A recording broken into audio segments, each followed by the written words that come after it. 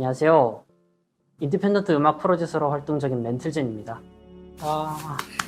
와, 프로듀서라는 직업 자체가 되게 다양한 곳에서 등장하는 직함인데, 영화라던가 아니면 뭐 드라마 등에서도 프로듀서라는 이름이 많이 나오죠. 이제 프로듀서라는 거를 쉽게 설명을 하자면, 총괄하고 기획하는 사람이라고 생각을 하시면 됩니다. 저는 음악 분야에서 프로듀서로서 인디펜던트 음악 프로듀서로 제가 직접 제작한 음악, 그리고 미디어 컨텐츠, 음반의 기획, 혹은 아티스트들 간의 콜라보레이션 앨범 등을 기획하고 발매하는 일을 제가 하고 있습니다. 처음 음악을 본격적으로 접하게 된 계기가 어머니께서 되게 낡은 mp3를 하나를 주셨어요. 이 mp3 어머니께서 쓰시던 건데 이거를 이제 저를 주셔가지고서 제가 이제 그거를 음악을 들었었는데, 그 당시에 이제 2000년대 초 중반에 막 유행했던 가요가 많이 들으셨어요. 예를 들어 싸이 옛날 음악이라던가 아니면은 되게 성시경 노래라든가 이런 게 들어있었는데, 그런 거를 들으면서 되게 음악에 관심이 없었는데 생기더라고요. 아무래도 영향을 받다 보니까. 그래서 제가 직접 좋아하는 음악도 따로 찾아보기도 하고 하면서 중학생이 됐는데, 제가 그 친구 중에 삼성 mp3를 가지고 있는 친구가 있었거든요.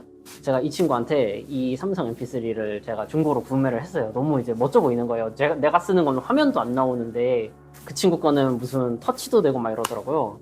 그래가지고 야, 이거 싸게 나한테 중고로 넘겨라. 그래가지고 제가 그 mp3를 사서 그때 처음으로 제가 좋아하는 음악을 선곡해가지고서 mp3에 넣고 듣기 시작을 했어요. 좀 더 약간 세고 거친 음악은 없나? 를 계속해서 찾다가 처음에는 이제 메탈을 들었죠. 메탈 듣고 락 듣고 이러다가 그 당시에 막 스멀스멀 올라오던 장르가 전자음악이었어요. 전자음악을 듣는데 이런 장르도 있네? 신기하다 라고 그 당시엔 그렇게만 생각을 했죠. 그랬는데 아무리 듣다 보니까 이거 나도 할 수 있을 것 같은 거예요. 아무리 생각해도 나는 컴퓨터 좋아하고 컴퓨터 잘 다루는데 컴퓨터로 작곡하는 음악이면은 나도 이런 작곡할 수 있지 않을까? 그래가지고서 그때는 취미로 음악을 시작을 했어요. 중학생 때 컴퓨터 작곡이라는 거를 그냥 이제 취미로서 시작을 했었는데, 그 고등학생 때 이제 미래에 대한 진로를 고민을 해야 되는 시기잖아요. 앞으로 나는 무슨 일을 해야 하나, 아니면 난 앞으로 미래에 뭘 해야 하나 고민을 해야 되는 시기가 됐는데, 이 당시에 제가 그런 미래에 대한 불확실성에 고민을 너무 많이 한 나머지 제가 좀 약간 병이 왔었어요. 그래가지고서 굉장히 뭘 해도 흥미롭지가 않고 되게 자극에 그 자극 자체에 되게 무감각해지고, 그러던 와중에 유일하게 제 감정 자체에 변화를 줄 수 있는 게 아무래도 그 전자음악들이 그렇더라고요. 그래서 내가 이렇게 세상 만사에 무감각해졌는데도 불구하고 이 전자음악은 내 감정을 이렇게 드러났다 할 수가 있구나. 마치 찰흙 주무르듯이 막 주무를 수가 있구나. 내가 기뻤다가 슬펐다가 하는구나. 이 음악을 들으면은. 다른 음악들을 들었을 때는 그런 게 없었거든요. 그래가지고 나도 이런 거를 하고 싶다라는 생각이 들더라고요. 되게 무미건조해진 감정조차도 이렇게 움직일 수 있는 음악이라는 걸 나도 사람들에게 들려주고 싶다. 사람들의 감정을, 다양한 감정을 내가 사람들에게 느껴주게 하고 싶다 라는 생각이 들어서 갑자기 그렇게 나는 작곡을 할래 라고 결정을 해서 그때부터 본격적으로 음악을 하기 시작했어요. 저는 8점에서 9점 사이라고 생각을 해요. 그냥 음악 자체를 두고 봤을 때는 9점이라고 생각을 해요. 은근 수익 창출하기가 어려워요. 이게 대규모 수익 창출도 어렵고 소규모 수익 창출도 어렵고, 물론 찾으면 방법은 정말 다양한데 당장 다른 것들과 비교를 했을 때 내가 하고 있는 이 작곡이라는 행위를 통해 가지고 어떤 수익 창출을 바로 만들어내기가 생각보다 어려워요. 좀 진짜 잘 알아보지 않으면. 그런 부분에서 마이너스 1점이고, 상황에 따라서 마이너스 1점이 추가가 되는데, 이게 어떤 상황이냐면은 저희 대한민국 같은 경우에는 음악 산업 자체가 좁고 경직돼 있다고 생각을 해요. 제가 생각을 할 때는 굉장히 리스너층 같은 경우에도 특정 유행하는 장르에 약간 편중돼 있는 경향이 되게 있다고 생각을 해요. 최근 들어서는 이제 사람들이 점점 더 다양한 음악을 듣는 경향이 많이 늘어나긴 했지만, 아직까지는 유행하는 장르가 주류 산업이고, 예를 들어 가까운 나라인 일본하고 비교를 해보면은 일본 같은 경우에는 정말 음악 시장이 커요. 저희가 들어본 적도 없는 장르가 팬층이 있고 행사가 있고 이래요. 예를 들어서 정말 마이너하게 들어가자면은 노이즈 장르 이런 게 있어요. 노이즈는 말 그대로 영어 단어 그대로 소음이란 뜻이잖아요. 여러 전자기기들을 연결을 해놓고 각종 소음으로 약간 리듬을 만들어내거나 혹은 분위기 자체를 창출해내는 장르가 노이즈예요. 근데 이게 팬들이 있고 시장이 있고 소비자가 있고 생산자가 있어요. 그래서 그런 부분에서 우리나라에선 마이너스 1점이에요. 시장이 너무 작아서. 원하는 장르를 해도 너무 적어요. 아는 사람들 자체가. 그래서 음악 하기가 조금 어려워요. 내가 선택한 힘듦이니까 그냥 힘든지도 모르고 지나갔던 것 같아요. 그러다 보니까 약간 만족도가 높지 않나. 아, 뭐 어차피 힘들 거 알고 시작했는데 뭐 굳이 약간 굳이 힘들게 생각을 해봤자 나만 더 힘든데 뭐 약간 이렇게 생각을 해서 그러지 않나. 좀 약간 그런 면에서 긍정적인 편이에요, 되게. 정말 약간 마이너한 것부터 시작을 했어요. 일렉트로닉 뮤직이라는 걸 시작을 했잖아요. 그 당시 일렉트로닉 뮤직이라고 하면은 들어본 사람도 없었어요. 제 중학교생 때 막 이때는 인터넷에서 찾아봐도 정보가 전혀 없었던데요. 한국어로 검색을 해도 진짜 정말 아주 적은 커뮤니티의 사람들이 모여가지고서 여러 가지 이제 정보를 내고 뭐 이런 게 있었을 뿐이고, 영어로 검색을 해도 그 당시에는 정보가 진짜 적었어요. 지금 같은 경우에는 베드룸 프로듀서 씬이라고 해요. 자기 이제 베드룸에서 작곡을 하고 하는 사람들을 베드룸 프로듀서라고 하는데, 이제 작게 소규모로 하는 사람들을, 그 씬 자체가 굉장히 글로벌하게 성장을 많이 해가지고 지금 정보가 정말 많아요. 유튜브에도 정보가 많고, 하다못해 틱톡을 가도 작곡 관련해가지고 정보가 정말 많은 상황이에요. 왜냐면 진짜 현재 팝 작곡가들 중에 유명한 사람들조차도 틱톡을 하면서 자기가 작곡하는 모습을 중계하거나 하거든요. 근데 그 당시에는 그런 게 전혀 없었어요, 진짜로. 그래서 저는 앞에서 이끌어줄 그런 스승 같은 존재가 정말 필요가 있어서 그걸 정말 많이 원했어요. 근데 결국에는 혼자 다 했죠. 그 부분이 되게 어려웠어요. 그게 앞에서 누가 내가 잘하고 있는 건지, 이게 맞는 건지, 아니면 이걸 계속 해가지고서 내가 그 앞길에 뭐가 있는 건지를 알려줄 사람이 없었거든요. 그게 약간 제일 힘들었죠. 그리고 나서는 그 단계가 지나고 나서는 그다음부터는 수익 창출 때문에 어려웠죠. 아, 내가 어쨌든 간에 살려면 돈이 필요한데 지금 당장 내가 음악을 하는 거에 있어서는 어떻게 해야 내가 이걸로 도대체 돈을 벌지? 그래가지고서 그게 그 다음으로 어려웠고, 그 다음으로 어려웠던 점 같은 경우에는 작품관에 대한 고민이 어려웠죠. 내가 하고 있는 게 독창적인가? 내가 하는 것이 유니크한가? 다른 사람들과 비교했을 때 내가 경쟁력이 있는가? 이것 때문에 고민이 가장 많았죠. 개인적으로는 그냥 독불장군처럼 굴었어요. 나는 당연히 내가 하는 게 최고고, 내가 하는 걸 하다 보면 당연히 날 좋아하는 사람들이 생기겠지 라는 생각으로 거의 계속해서 해왔어요, 그걸. 그러다 보니까 조금씩 나를 아는 사람들이 생기고, 나를 좋아해주는 사람들이 생기고, 소비자 팬층이 생기고 하더라고요. 근데 제가 생각을 해보니까 장단점을 먼저 나누게 되더라고요. 예술성 있는 걸 하면은 느려요. 진짜로. 거기까지 가기가 길이 험난해요.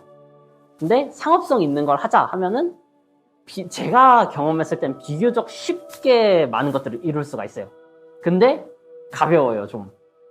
그래서 거기 사이에서 자기한테 맞는 게 뭔가를 고민을 해봐야 되는 것 같아요. 아, 나는 긴 기간을 버티면서 뭔가를 해낼 수가 있다. 그러면은 내가 하고 싶은 거 그냥 쭉 하면 되는 거고, 나는 지금 당장 내 인지도를 끌어모으고 빠르게 내 위치를 선점한 다음에 그 다음에 내가 할 수 있는 걸 하겠다 라고 생각하는 사람들은 상업성 있는 거를 위주로 하면 돼요. 실제로 상업성 있는 것들을 먼저 해가지고서 성공한 다음에 자기 개인 아티스트로 전환해 성공한 사람들도 많고, 반대로 개인 아티스트로서 성공을 한 다음에 상업성 있는 것을 통해 가지고 인지도를 다시 끌어모으는 사람도 있고 그러거든요. 그래서 균형 자체를 잘 잡는 게 중요하다고 생각을 해요, 저는.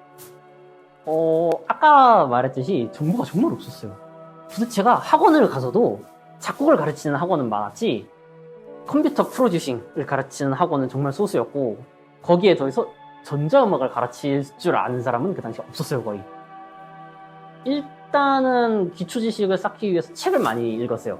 책을 많이 읽었었는데, 기본적으로 그냥 아무 책이나 막 사가지고서 일단 읽었는데 모르겠더라고요. 제가 아무런 기초 지식이 없으니까. 그럼에도 일단 다 읽었어요. 이제 책을 읽고 났으니까 지겹잖아요. 와, 정말 모르는 내용인데 내가 이걸 다 읽었다. 진짜 너무 지겹다. 그때부터 인터넷에서 찾아요. 내가 만들고 싶은 장르명, 그리고 how to make 해가지고서 하면 그 당시에 조금이라도 정보가 있었어요. 그럼 그것들을 막 봐요. 막 따라해요. 무작정 따라해요. 그러다 보니까 조금씩 정보가 모여요. 마치 그 요즘 되게 AI 학습시키잖아요. AI 학습시킬 때 일단 무작정 AI들이 막 다 이것도 해보고 저것도 해보고 눌러보고 막 이러잖아요.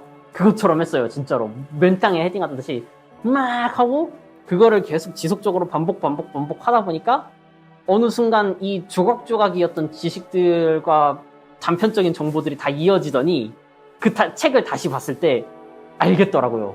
이런 식으로 저는 공부를 했어요. 굉장히 약간 비효율적이라면 비효율적이지만 저는 그런 방식으로 했던 것 같아요. 제 스트리밍 시대에 발맞춰가지고 다양한 아티스트들이 음원 사이트들하고 스트리밍 사이트들에 자신의 음원을 발매해가지고 거기에 재생수에 따라가지고 이 스트리밍 수익을 분배를 받아요. 저작권료라고 할 수도 있겠죠. 이런 저작권료를 통해가지고 매달 분배를 받을 수가 있어요. 이런 분배를 받을 수 있는 방법은 뭐 저작권 협회에 가입을 하든 아니면은 내가 직접 음반사랑 컨택을 해가지고 계약을 따든 이런 방법이 있죠. 그리고 두 번째 방법으로는 국내에 있는 여러 작곡회사들의 취직을 하는 방법이에요. 작곡회사 같은 경우에는 다양한 작곡회사가 있는데 그냥 단순하게 이 음원 트랙을 만드는 회사도 있고 아니면은 음원 자체를 파는 회사도 있고 이런 식으로 되게 다양해요. 근데 거기에 들어가면은 이제 작곡을 통해 가지고서 회사에서 이제 어떤 걸 오늘은 뭐 곡을 작곡하시오 그러면은 그걸 작곡을 해주고 그러면 저는 월급을 받고 이런 식인 거죠. 이런 식으로도 음악을 통해서 돈을 벌 수가 있어요. 그 외에는 외주가 있어요. 음악 프로듀서 같은 경우에는 믹싱과 마스터링이 주로 외주 수단이 돼요. 음악 작곡 자체를 찾는 사람들도 꽤 있지만 작곡 자체를 찾는 사람보다 믹싱 마스터링을 찾는 사람들이 더 많아요. 아니면은 정말 어렵지만 내가 자신이 있다 하면은 내가 대회에 강하다 그러면은 다양한 대회에 들어가는 방법도 있어요. 작곡 대회가 정말 되게 많거든요. 작곡 대회, 리믹스 대회, 막 광고송 대회, 공모전 이런 것들이 은근 상금이 세요. 특히 나라에서 하는 것 같은 경우에 상금이 센 경우가 꽤 많아요. 그래서 그런 공모전에 내가 강하다, 경험이 많다 그러면은 그런 쪽에서도 수익 창출을 할 수가 있어요. 제가 활동을 하면서 아쉬웠던 점은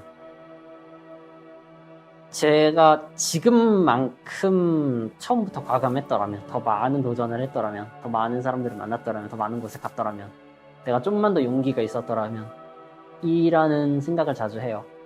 그래서 좀 더 과감하게 다양한 거에 도전을 해보고 다양한 스타일도 시도를 해보고 다양한 일도 벌여보고 생각보다 무섭지 않은 일들이었더라고요. 굳이 내가 앞만 보고 다닐 필요가 없었구나. 좀 더 과감했어도 됐구나 라는 생각이 들더라고요. 내가 굳이 공포에 떨면서 앞으로만 갈 필요가 없었구나. 그래서 좀 더 과감해졌으면 해요. 만약에 내가 과거의 나에게 한마디를 할 수 있다면 좀 더 과감해져라 라는 말 하고 싶어요. 재밌어요. 되게 생각보다 어렵지 않아요. 지금 당장 뭐 유명한 팝 싱어들 있잖아요. 막 찰리 푸스도 있을 거고 뭐 아니면은 뭐 위켄드도 있을 거고 이런 사람들 우리 엄청 멀어 보이잖아요. 저기 지구 반대편에서 음악하는 빌보드 싱어들 같잖아요. 근데 생각보다 그런 사람들하고 컨택하는 게 어렵지가 않아요. 찾아보면 컨택할 방법들이 있어요. 그런 사람들하고 대화를 나누는 것 자체도 그렇게 어렵지가 않고 내가 지금 당장 이 사람 피처링을 받고 싶다 이런 것도 하자면은 해요. 물론 돈이 엄청나게 많이 들지만 그래서 생각보다 세상에 불가능한 건 없더라고요. 은근 쉽더라고요. 심지어 불가능한 걸 없는 걸 넘어서 생각보다 손을 뻗으면 잡아주는 사람들이 있고 기회가 도처에 널려 있더라고요. 그런 식으로 과감하게 시도하고 하고 싶은 거를 그냥 하면 되더라고요. 어떠한 방식으로도 고민하지 말고 지금 당장 하고 싶은 걸 하십시오. 꾸준히 계속해서 당신이 생각하는 그 길이 맞습니다. 계속해서 하다 보면 길이 열려요. 고민하지 마십시오. 죽지 않습니다. 생각보다 사람은 쉽게 죽지 않아요. 계속 하십시오.